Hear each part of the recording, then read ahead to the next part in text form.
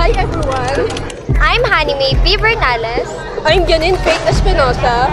We are 12 plus. So ngayon po, andito po kami sa egg section.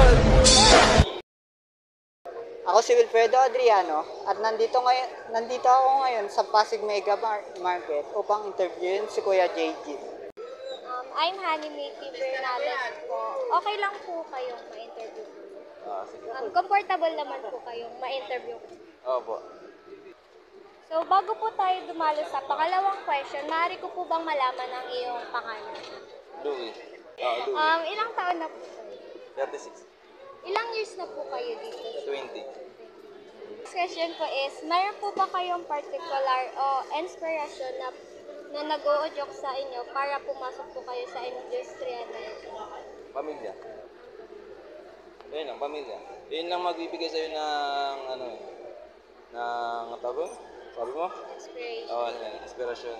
Para mag-negosyo. Kasi wala kang pamilya na di mo maisip mag-negosyo. Next question po is, bakit mo po pinili ang ganitong ori ng negosyo?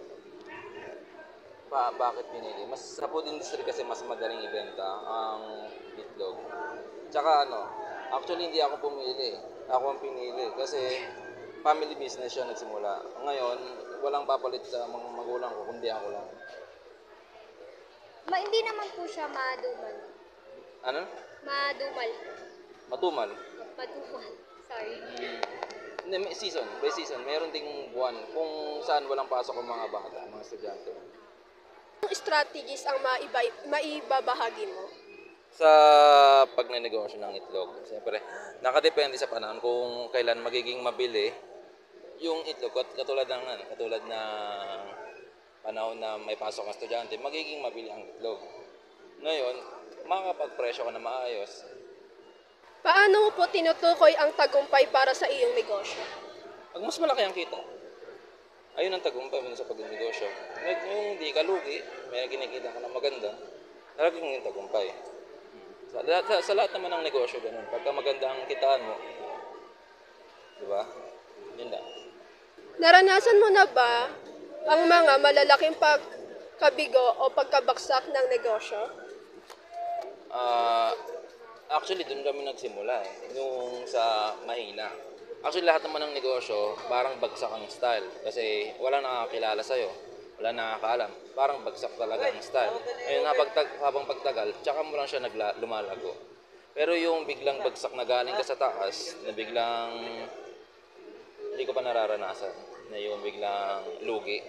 Kasi ang negosyo pagka hindi pa taas at nagiging pababa, talagang babagsak na yung dire-diretso at mahirapan ka ng umahon ulit. Ganun ang mangyayari. Pagka yung negosyo mo pababa, hindi na kumikita, sigurado yun mawawala na yun. Yan na. Kuya, last question po. Ano pong maipapayo nyo sa mga batang gusto rin magnegosyo? Ito payo ko lang all over sa lahat. Hindi lahat capable sa pagnenegosyo. Hindi lahat. May ilan lang na tao na kayang magnegosyo at iba na kayang maging mangamuhan. Kasi kung tutusin, may kanya-kanya tayong skills, mga tao. Katulad na ginagawa ninyo ngayon, ikaw ba kung kaya mo magnegosyo or kaya mo mag-reporting? Di ba?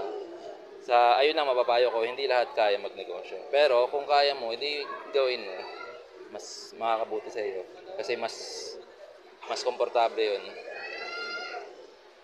Yan lang. Thank you po.